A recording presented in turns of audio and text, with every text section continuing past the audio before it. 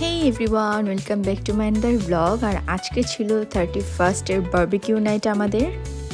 আপনারা কে কে এনজয় করেছেন 31st অবশ্যই আমাকে কমেন্ট করে জানাবেন। প্রথমেই বলে নিচ্ছি, আর আমাদের 31st শুরুটা ছিল উনো কার্ড দিয়ে খেলার মধ্যে দিয়ে।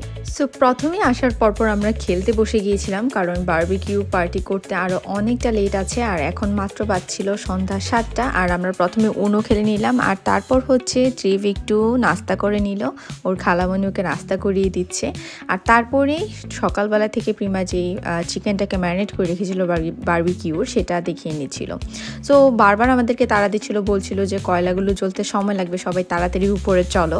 আমরা হচ্ছে প্রিমাদের বাসার 4th ফ্লোরে হচ্ছে বারবিকিউ পার্টিটা অ্যারেঞ্জ করেছিলাম। আর এখানে হচ্ছে তারা ঝগড়া লেগে গিয়েছে জুতা নিয়ে, আর এই প্যান্টটা কে নেবে সেটা নিয়েও কথা কাটাকাটি করছিল সবাই মিলে। সো প্রিমার পাশে আসলে বারবিকিউ পার্টিটা করতে আমাদের ইজি হয়েছে, কারণ আন্টি হচ্ছে 4th ফ্লোরে আন্টি নিজের জন্য একটা কিচেন করে রেখেছে, যেখানে অনেক বেশি চোট যায়। মানে এখানে আসলে রান্নাঘরে অনেক বেশি রান্নাবান্না করলে রান্নাঘর নোংরা হয়ে যায়, তো এখানে আন্টি কিচেন করে রেখেছে। আর তারপর হচ্ছে আমরা সরাসরি 4th ফ্লোরে চলে এলাম, এবং এসে প্রথমে গ্রিল করার জন্য যে প্যানটা আছে সেটাকে আমি একটু ক্লিন করে নিয়েছি। এবং এখানে আমরা বারবার হাসাহাসি করছিলাম যে রং করার ব্রাশ নিয়ে চলে এসেছে, আসলে আমরা সিলিকনের ব্রাশ চেয়েছিলাম।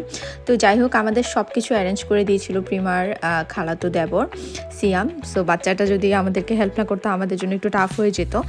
সো ঠান্ডার মধ্যে অনেক কষ্ট করেছে, ওকে প্রথমে ক্রেডিটটা দিয়ে নিই। আর তারপর হচ্ছে এখানে কয়লাগুলো জ্বালাতে আমাদের মিনিমাম ঘন্টা থেকে 1.5 ঘন্টার মতো সময় লেগে গিয়েছিল, কারণ এখন প্রচুর ঠান্ডা ছিল এবং রোদ ছিল না, তাই এগুলোকে আগে থেকে তাপ দিয়ে রাখা পসিবল হয়নি। সো একদম চুপসে গিয়েছিলো, এগুলো জ্বলছিলই না। আমরা ভাবছিলাম যে আজকে আমাদের বারবিকিউ পার্টি শেষ পর্যন্ত একদম বানচাল না হয়ে যায়।